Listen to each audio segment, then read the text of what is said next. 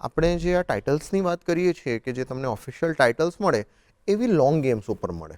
અચ્છા. બટ અત્યારે કેવું છે કે જેમ કે ક્રિકેટમાં ટેસ્ટ હતી તો 5 દિવસ તો Yeah. થોડું ઓડિયન્સ માટે કે થોડું એ થઈ જાય. તો ચેસમાં પણ જે શું છે કે આ 4 થી 6 કલાક ગેમ ચાલે થોડી લાંબી થઈ Yes, જાય. right. તો એના કારણે હવે એને ક્લાસિકલ ફોર્મેટ કહીએ છીએ અચ્છા, આપણે. okay. આ જે લોંગ ફોર્મેટ છે અને એના કારણે પછી બ્લિટ્સ અને રેપિડ ફોર્મેટ અત્યારે વધારે પોપ્યુલર થઈ રહ્યા છે ધીરે ધીરે કે Okay. થોડું પ્રેક્ષકોને પણ થોડું આમ એ લાગે. તો એમાં જે બ્લિટ્સ ફોર્મેટ હોય તો એમાં એક ગેમ તમારે હાર્ડલી 10 મિનિટમાં પૂરી થઈ જતી હોય છે. ઓકે.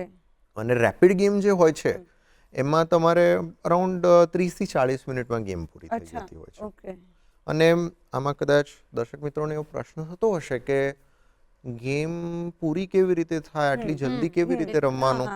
તો અમારે કેવું હોય છે કે અમારે ટાઈમર હોય છે, ચેસ ક્લોક કહીએ યસ છીએ. Yes yes. એટલે અમારે બ્લિટ્સ હોય તો એમાં બંને સાઈડને 3-3 મિનિટ કે 5-5 મિનિટ આપી દીધી હોય. અચ્છા. ઓકે. એટલે તમારી જ્યારે ચેસમાં મૂવ હોય તો તમારો ટાઈમર ચાલુ હોય. ચાલુ હોય. તમે મૂવ કરો અને પછી પેલી ક્લોક પ્રેસ કરો એટલે સામેવાળાનો ટાઈમર ચાલુ થાય. ઓકે.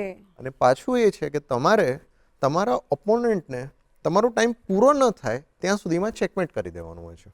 ઓકે. જો તમે એક મૂવ પણ બાકી છે ચેકમેટ થવાની હા હા. અને તમારો ટાઈમ પૂરો થઈ ગયો તો તમે હારી ગયા. ઓ બાપરે.